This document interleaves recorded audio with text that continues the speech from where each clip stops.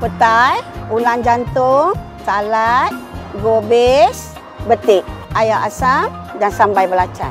Ni nak beritahu, kat area Simpang 4 mereka kata ada satu kedai makan, nama kedai Selera Kedah, yang mereka ada jual nasi campur Melayu, masakan stel kampung utara Semenanjung Tanah Melayu, dengan segala macam yang bala rena cita rasa makanan dulu kala Kedah Darul Aman, yang mereka kata dapat menambat selera manusia yang hidup di akhir zaman. Hampa tak percaya kalau hampa boleh mai try makan kat kedai ni. Kami di Selera Kedah bermula pada tahun 2018. Kami di Selera Kedah ni ada menyediakan lauk-lauk makanan kampung. Ada 70 jenis makanan kami menyediakan di Selera Kedah ni.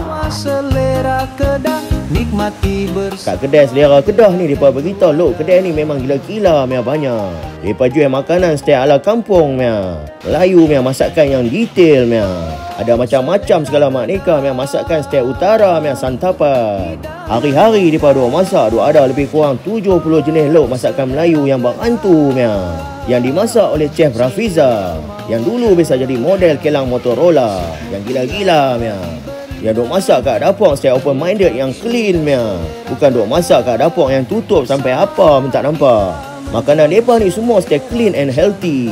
Yang mereka duk jual dengan harga stay relax punya. Bukan harga stay tarbus pergi Mekah balik hari.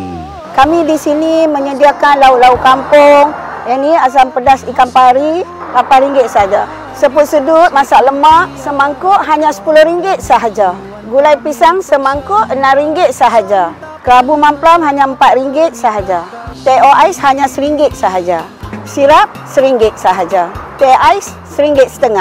Orange RM1.5 juga. Nasi harga satu pinggan RM1.5. Kalau hampa nak tambah, percuma. Kari kepala ikan RM10 hingga RM15 sahaja. Ayam KFC seketul hanya RM5 sahaja. Ayam bakar pun sama, seketul hanya RM5 sahaja. Sotong buncit bakar ni harga dia seekor RM15 hingga ke RM25. Siakap bakar hanya RM25 sahaja seekor.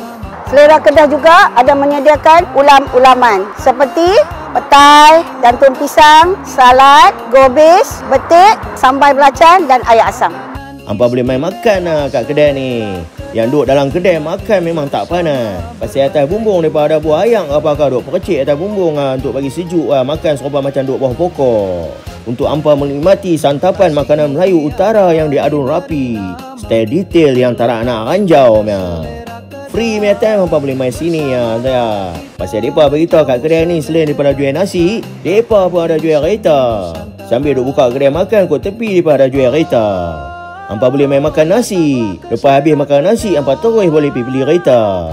Kat kedai Selera Kedah. Santapan makanan utara Melayu punya kedai yang mereka kata stay sempoi. Apsiri nak peti, nasrato nasrana putih. Lokasi kami di Simpang 4, Bandar Tasik, Mutiara. Kedai kami buka pada pukul 9 pagi hingga 3 petang. Cuti pada hari Jumaat sahaja. Selera Kedah, makanan dari utara. Ada 70 jenis makanan di Selera Kedah. Oh,